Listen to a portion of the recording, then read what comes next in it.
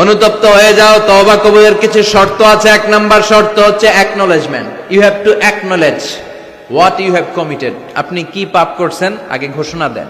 তওবা কেমনে করবেন শিখায় দেই। প্রথমে ঘোষণা, আল্লাহ আকাশের নিচে জামিনের উপরে আমার চেয়ে বড় পাপী কেউ নাই।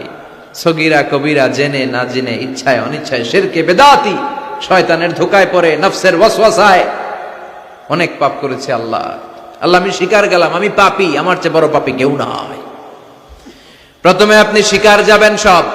2 নম্বরে রিপেন্টেন্স আর নাদামা, অনুতপ্ত হবেন, চোখের পানি ছাড়বেন, অনুতপ্ত হবেন, লজ্জিত হবেন। চোখের পানির দৃশ্য দেখে আল্লাহর বড্ড ভালো লাগে, সুবহানাল্লাহ পড়েন।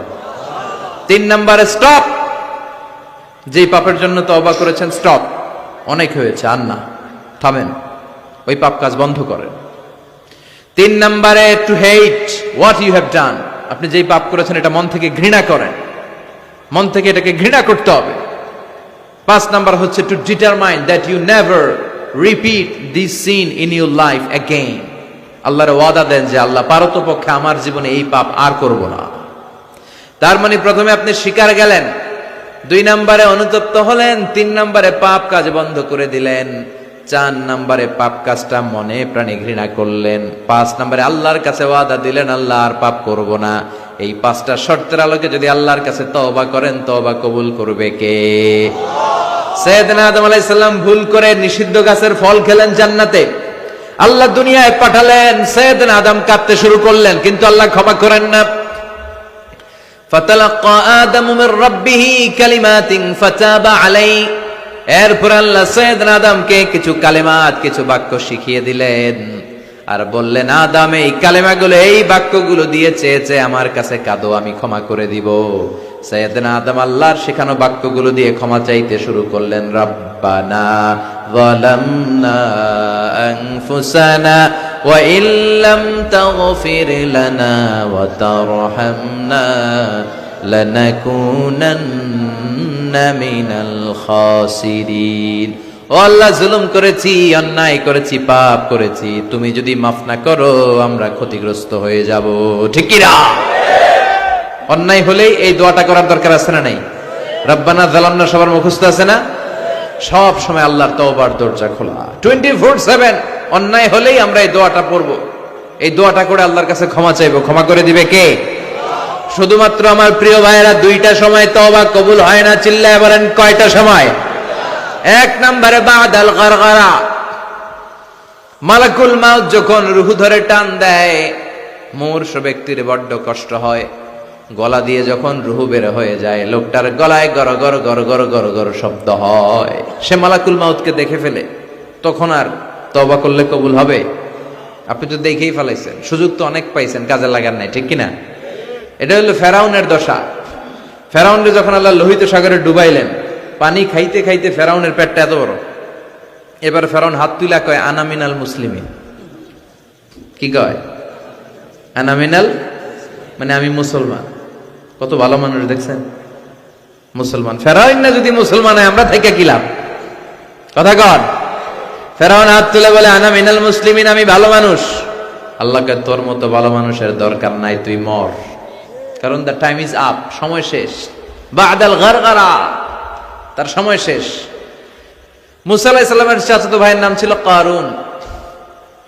বিশাল সম্পদের মালিক আল্লাহ বানিয়েছে। আমি ফেরাউনের লাশও দেখে এসেছি সচক্ষে। আবার কারুনকে যে এলাকায় আল্লাহ জামিনে দাবিয়ে দিয়েছে, ফাখাসাফনা বিহি ওয়া বিদারিহিল আরদ, ওই এলাকাটাও ফায়ুম জেলা, কায়রো থেকে 100 কিলোমিটারের মতো দূরে। এই ফায়ুম জেলায় তার সব সম্পদ আল্লাহ জামিনের ভেতরে দাবিয়ে দিয়েছে। মুসা আলাইহিস সালাম বললেন, কারুন তোর তো অনেক সম্পদ, তুই আল্লাহর রাস্তায় যাকাত দে। তুই আগে তোর হৃদয়টারে খোল, এরপরে তোর হাত খুলবে। আগে হাত খুল, তোর হৃদয় খুলবে, ঠিক কিনা? সে কয় না, আমি যাকাত দিব না, কারণ এগুলো আমার আল্লাহ দেয় নাই, এটা আমি নিজে কামাইছি। ইন্নামা উতীতুহু আলা ইলমিন ইনদি, আমার ইন্টেলেক্ট, মেধার বুদ্ধি খাটিয়ে এই সম্পদের মালিক আমি হয়েছি। মুসা আলাইহিস সালাম বললেন, তাই তাহলে আযাবের অপেক্ষা কর।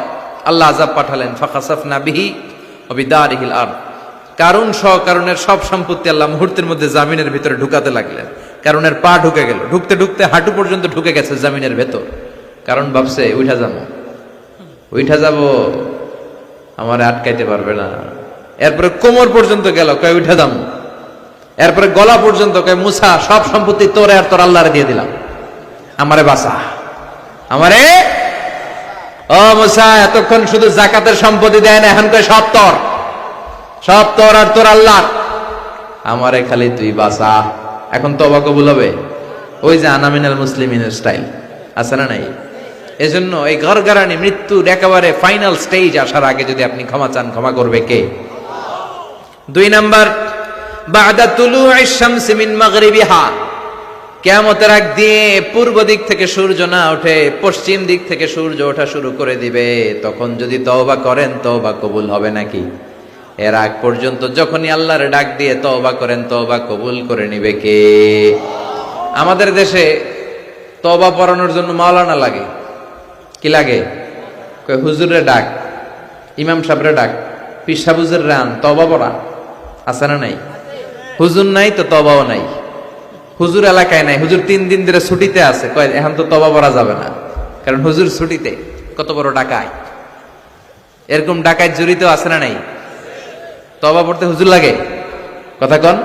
হ্যাঁ, হুজুরের কাছে তওবা পড়েন, পীর সাহেব হুজুরের কাছে তওবা পড়েন, ঠিক আছে, কিন্তু এটা জরুরি না। আপনি আপনার আল্লাহর কাছে ক্ষমা চাইবেন, গুনার কথা স্মরণ করে জায়নামাজটা বিছিয়ে 2 রাকাত নামাজ পড়ে ক্ষমা চান। আপনার কথা শুনে কে? কেউ যেটা শোনে না শুনে কে? কেউ যেটা দেখে না দেখে কে? কেউ যেটা দেয় না দেয় কে? এজন্য হুজুর লাগবে। ইমাম সাহেব হুজুর, মুয়াজ্জিন হুজুর, বড় হুজুর, ছোট হুজুর, পীর সাহেব হুজুর, কাউরে লাগবে? আপনার তওবা আপনি, আমার তওবা আমি। পাপ করলেই মাফ চাবো, এটার নাম তওবা। তওবা মানে to return to your Lord, আল্লাহর কাছে ফিরে আসবেন। আল্লাহর গোলাম আল্লাহর কাছে ফিরে আসবে, এর নাম তওবা। এজন্য আল্লাহ বললেন, গোলাম তুবু ইলাল্লাহি তাওবাতান নাসুহা, একনিষ্ঠ তওবা করো, একনিষ্ঠভাবে ক্ষমা চাও। ক্ষমার মতো ক্ষমা চাইলে সব গুনাহ মাফ করে দিবে কে? প্রতিদিন আমরা তওবা করব, রাজি আছেন? প্রতিদিন ইস্তেগফার করব। কয়বার? কথা হয় না মাতুক্কা? হ্যাঁ, কমসে কম 70 বার চেষ্টা করব। প্রতিদিন পড়ব আস্তাগফিরুল্লাহ। কি পড়ব? আরো জোরে পড়ি আস্তাগফিরুল্লাহ। বিশ্বনবী বলেন, মান লাজিমাল ইস্তিগফার, যে সব সময় ইস্তিগফারের সাথে লেগে থাকে, তার 5টা সওয়াব। 1 নম্বরে জাআলাল্লাহু লাহু মিন কুল্লি দিকিন মাখরাজা, বিপদে পড়লে উদ্ধার করবে কে? ওয়া মিন কুল্লি হাম্মিন ফারাজা, তার জীবনের সব দুশ্চিন্তা দূর করে দিবে কে?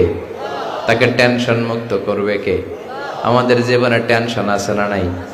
টেনশন নাই কার কার হাত তোলেন। হ্যাঁ, এই পোলাপান তোকে কি টেনশন? কিরে, পড়ালেখা, পড়ালেখা টেনশন। তার মানে টেনশন নাই এমন মানুষ খুঁজে পাওয়া যাবে না। সবার টেনশন আছে, পড়ালেখার টেনশন, আবার কয়েকটার আছে বিয়ার টেনশন, আছে না নাই? বিয়ের সময় হলে বিয়ের টেনশন হওয়াটাই স্বাভাবিক। ক্যারিয়ার নিয়ে টেনশন, কেউ বিদেশে যেতে চায়, ব্যবসা করতে চায়, টেনশন আর টেনশন, টেনশন আর টেনশন। এই ইস্তিগফার বারবার পড়লে তোমার টেনশন থাকবে না, টেনশন মুক্ত মানুষ হয়ে যাবে। চিল্লা এখন ঠিক কিনা? 3 নম্বরে ওয়ারযুকহু মিন হাইসু লা ইয়াহতাসিব, এমন জায়গা থেকে রব্বুল আলামিন রিজিকের ব্যবস্থা করবে আপনি কল্পনাও করতে পারবেন না। রিজিকের মালিক কে? আমাদের খাবারের ব্যবস্থা করে কে? এই যে আমরা পানি খাই, পানির ব্যবস্থা করে কে?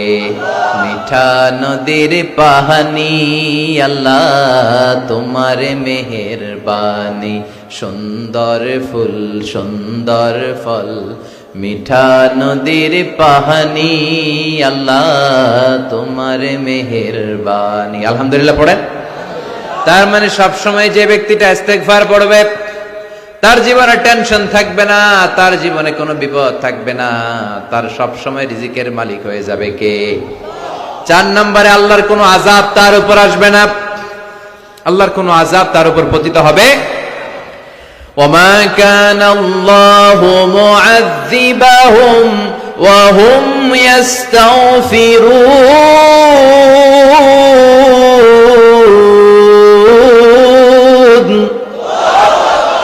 যতক্ষণ আমার বান্দা আমার কাছে ক্ষমা চাইবে, ইস্তেগফার পড়বে, আমার কোনো আযাব তার উপর আসবে না, কোনো আযাব আসবে না। সব ধরনের আযাব থেকে আপনাকে মুক্ত রাখবে কে? 5 নম্বরে আপনারে মুস্তাজাবুদ দাওয়া বানিয়ে দিবে কে? মুস্তাজাবুদ দাওয়া মানে এমন ব্যক্তি, যে ব্যক্তি হাত তুলে দোয়া করতে দেরি হয়ে যায়, দোয়াটা কবুল হতে দেরি হয় না। এদিকে কেউ আছেন মুস্তাজাবুদ দাওয়া, যে হুজুর আমি যখনই হাত তুলে দোয়া করি তখনই আল্লাহ কবুল করে, থাকলেও হাত তুলেন না, এই গোপন জিনিস কাউরে জানায়েন না, ভেজালে পড়বেন, মুস্তাজাবুদ দাওয়া হয়ে যাবে। আজকে বলে রাখি, ইস্তেগফার সব সময় পড়লে কি হবেন? মুস্তাজাবুদ দাওয়া। আপনি দোয়া করা মাত্র কবুল করে নিবে কে? আপনারা ইমাম আহমদ ইবনে হাম্বলের নাম শুনেছেন? হাম্বলি মাযহাবের অনেক বড় আলেম, মুহাদ্দিসুদ দাহর। ওনার বিখ্যাত হাদিসের গ্রন্থ মুসনাদ আহমদ ইবনে হাম্বল একক হাদিসের গ্রন্থ হিসেবে পৃথিবীর সবচাইতে বড় হাদিসের কিতাব। প্রায় 40,000-এর মতো হাদিসের কম্পাইলেশন আছে এখানে, সুবহানাল্লাহ পড়ে। এই মুহাদ্দিস ওনার শেষ জীবনে সব সময় হাদিস লেখা, হাদিস মুখস্থ, হাদিস সংগ্রহের কাজে ব্যয় করেছেন। লম্বা লম্বা সফর করতেন, দেশ থেকে দেশ, দেশান্তরে, এক দেশ থেকে আরেক দেশে তিনি সফরে যেতেন। ওনার সফরের ঘটনায় পাওয়া যায় উনি এক শীতের সিজনে হাদিস সংগ্রহের কাজে সফরে বেরিয়েছেন। প্রচন্ড শীত। উনি এক মসজিদে ঢুকে মাগরিবের নামাজ পড়লেন, এশার সালাত আদায় করলেন। এরপরে ভাবলেন বাইরে এত শীত, যাওয়ার তো জায়গা নাই, এক কাজ করি মসজিদেই ইবাদত করে আর হাদিস পড়ে পড়ে কাটাই, ফজরের সালাত জামাতে পড়ে তারপরে বেরোবো। উনি ব্যাগ থেকে কাঁথা বের করে হাদিসের কিতাব নিয়ে পড়তে লাগলেন, কিন্তু মসজিদের দারোয়ান এসে বলে, উখরুজ মিনাল মসজিদ ইয়া শেখ, এই বুড়া মসজিদ থেকে বেরো। চিনে নাই, উনি যে এত বড় আলেমে দ্বীন মুহাদ্দিস, চিনতে পারে নাই। ইমাম আহমদ ইবনে হাম্বল বললেন, বাবা বাইরে শীত, আমি কই যাব? আমি মুসাফির মানুষ, আমি এই মসজিদে ফজরের সালাতও পড়বো, জামাতে পড়ে তারপরে বেরোবো, রাতটা আমারে থাকতে দাও। মসজিদের দারোয়ান বলে, না মসজিদে থাকা যাবে না, বের হন। ভালো কথায় বের না হইলে ঘাড় ধাক্কা দিয়ে বের করে দেবে। কি আর করা, উনি ব্যাগ নিয়ে বের হয়ে গেলেন, শীতে কাঁপছেন। হাঁটতে হাঁটতে হাঁটতে হাঁটতে বাইরে দেখলেন যে একটা বাজার, ওই বাজারে এক যুবক রুটি বানায়, সাজ রুটি বিক্রেতা যুবক। তিনি রুটি বিক্রেতার কাছে যে সালাম দিলেন, আসসালামু আলাইকুম। যুবক বলে, ওয়া আলাইকুম আসসালাম। আহমদ ইবনে হাম্বল বলল, বাবা আমি তোমার রুটির দোকানের পাশে বসে রাতটা কাটাতে চাই, আর তোমার এই চুলা থেকে আগুন পোহাতে চাই, যদি তুমি অনুমতি দাও। যুবক বলে, আহলান ওয়া সাহলান ওয়া মারহাবান বিক ইয়া শেখ, আসেন বসেন, কোনো সমস্যা নাই। আপনি চুলা থেকে আগুন পোহাবেন, এতে আমার ক্ষতি কি? আলহামদুলিল্লাহ পড়েন। আহমদ ইবনে হাম্বল খুশি হয়ে গেলেন, উনি বসলেন। উনি তাপ নিচ্ছেন, আগুন পোহাচ্ছেন, আর দেখতে পাচ্ছেন যুবকটা বারবার পড়ছে আস্তাগফিরুল্লাহ। যুবকটা বারবার কি পড়ছে? আস্তাগফিরুল্লাহ।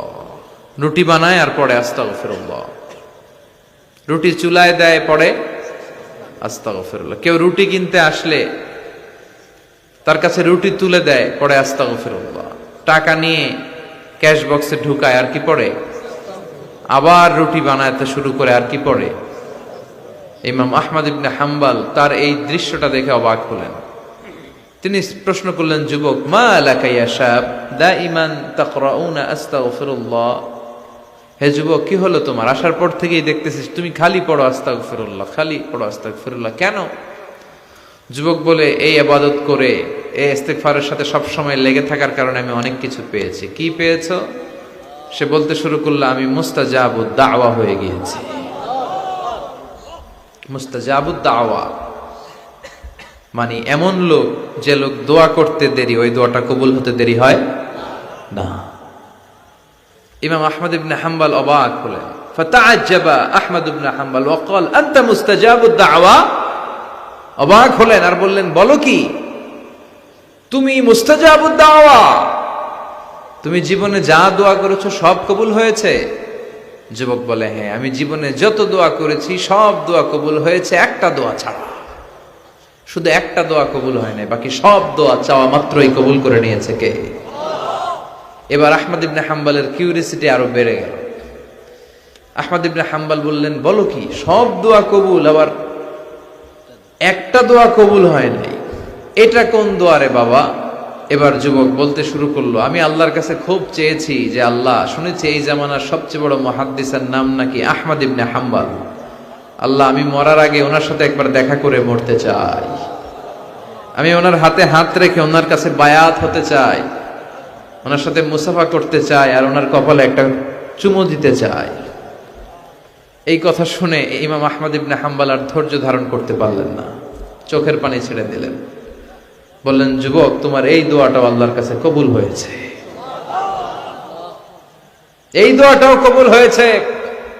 আনা আহমদ ইবনে হাম্বল, আমি আহমদ ইবনে হাম্বল, মুহাদ্দিসুদ দাহর, এই জামানার সবচাইতে বড় মুহাদ্দিস। আমার সাথে দেখা করার জন্য আমার দরবারে তোমার যাওয়ার দরকার নেই, আমাকে আল্লাহ তোমার দরবারে নিয়ে এসেছে। এজন্য বারবার বারবার সব সময় যদি ইস্তিগফারের সাথে আপনি লেগে থাকেন, আপনারে মুস্তাজাবুদ দাওয়া বানিয়ে দিবে কে? আমি অনেক জায়গায় ইস্তিগফার নিয়ে বয়ান করেছি। এবছর সিলেটে আপনাদের এই প্রোগ্রামে আসার সময় আমি যখন ঢাকা এয়ারপোর্টে, অনেক যুবকরা দৌড়ে এসেছে, হুজুর আপনি মিজানুর রহমান আজহারি না? আমি বলি, হ্যাঁ আমি মিজানুর রহমান আজহারি। বলে, হুজুর আপনার আলোচনা শুনে আমার জীবনে অনেক পরিবর্তন হয়েছে। আর হুজুর আরেকটা কথা, এখন কিন্তু আমি অবসর সময় পাইলে খালি করি আস্তাগফিরুল্লাহ। আমার এসে বলতে শুরু করলো, একজন না এরকম কয়েকজন এসে বলতেছে, হুজুর আমি কিন্তু সব সময় সুযোগ পেলে আস্তাগফিরুল্লাহ পড়ি, সুযোগ পেলে অবসরে ইস্তেগফার পড়ি। ও যুবক, ইস্তেগফার করে তুমিও মুস্তাজাবুদ দাওয়া হতে পারো, অবসর সময়টাকে কাজে লাগাও। গাড়ির জন্য বসে আছি, বাজারের ব্যাগ হাতে নিয়ে যাচ্ছি, অবসর সময় ঘুম আসে না, কি পড়বো? প্রাণ ভরে মন ভরে পড়েন তো আস্তাগফিরুল্লাহ, আবার পড়েন আস্তাগফিরুল্লাহ, আরো জোরে আওয়াজ করে পড়েন আস্তাগফিরুল্লাহ। ইস্তেগফার পড়ার অনেকগুলো পদ্ধতি আছে, সবচেয়ে ছোট ইস্তেগফার হচ্ছে এটা, আস্তাগফিরুল্লাহ। এছাড়া আপনি পড়তে পারেন আস্তাগফিরুল্লাহ আল্লাযী লা ইলাহা ইল্লা হুয়াল হাইয়ুল কাইয়্যুম ওয়া আতুবু ইলাইহি। এই ইস্তেগফারটা যদি কেউ পড়ে, জিহাদের ময়দান থেকে ফিরে আসা কবিরা গুনাহ, আল্লাহ বলে জিহাদের ময়দান থেকে ফিরে এসে কবিরা গুনাহ করেছে, এই লোক যদি এই দোয়া পড়ে তার গুনাহ মাফ করে দিবে কে? আবার সাইয়েদনা আবু বকর বললেন, ইয়া রাসূলুল্লাহ আল্লিমনি দুআআন আদউ বিহি ফি সালাতি, এমন একটা দোয়া, এমন একটা ইস্তেগফার আপনি আমারে শিক্ষা দেন যেই দোয়াটা আমি নামাজে সালাম ফেরানোর আগে পড়ব। বিশ্বনবী বললেন, তুমি পড়ো, আল্লাহুম্মা ইন্নী যালামতু নাফসি যুলমান কাসীরান ওয়া লা ইয়াগফিরুয যুনুবা ইল্লা আনতা ফাগফিরলি মাগফিরাতাম মিন ইনদিক ইন্নাকা আনতাল গফুরুর রহিম। সুবহানাল্লাহ পড়েন। এটাও কিন্তু একটা ইস্তেগফার, জানেন? এটাও ইস্তেগফার। যেখানেই ক্ষমা চাওয়ার ঘটনা আছে, যেখানে ক্ষমা চাওয়া আছে, ওইটারে ইস্তেগফার হিসেবে কবুল করে নেয় কে? তার মানে এটাও একটা ইস্তেগফার।